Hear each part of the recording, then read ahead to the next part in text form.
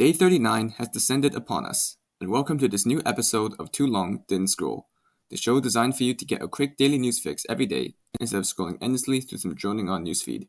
Get a quick and succinct summary of the previous day's events and find out what was news on any particular day. Day 39 is February 27th of 2023 on the calendar, and let us dive into that day now.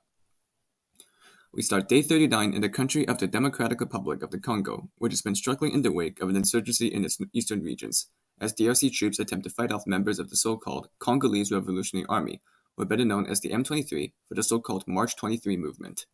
The insurgency began back in the early 2010s when many ethnic Tutsi and others disillusioned with the DRC government banded together and began instigating offensives throughout the eastern regions, like northern Kivu.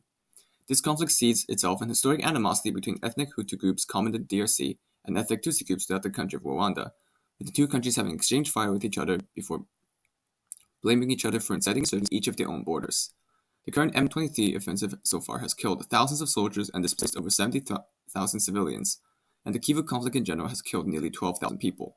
As of today, in the wake of DRC security forces withdrawing from regions throughout Kivu, the M23 movement has claimed another victory as they seized the town of Rubaya, a strategic location due to proximity to valuable mines. The DRC army has been criticized for its repeated withdrawals as of late, though officials have stated they are strategic in nature and are designed to avoid excess bloodshed.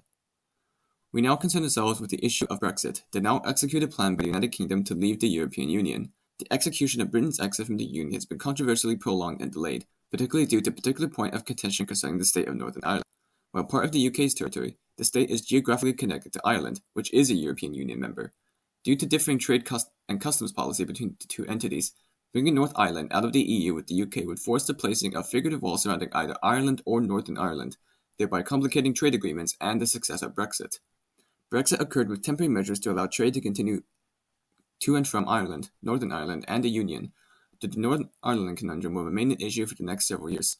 However, it appears that the UK and EU have appeared to finally settle on a definitive answer today, as during a meeting with Prime Minister Rishi Sunak and European Commissioner Ursula von der Leyen, a new quote-unquote Windsor framework has been proposed.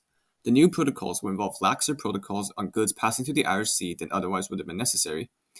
The framework also introduces the quote-unquote Stormont break, which would allow Northern Ireland's administration to veto any changes to European trade policies that would inhibit passage goods through the state that should they deem such necessary. The proposal has yet to have been ratified by the British government, though if it is, one may think that post-Brexit issues may finally see some form of resolution. In other news, another aftershock has struck in southeastern Turkey after a series of brutal earthquakes and aftershocks. 1 person and 100 others were injured in the Malatya province. And Egyptian Foreign Minister Sami Shukri has made a visit to both Syria and Turkey in support of the countries after the earthquakes, the first state visit by Egypt in a decade in the wake of chilly relations among the countries.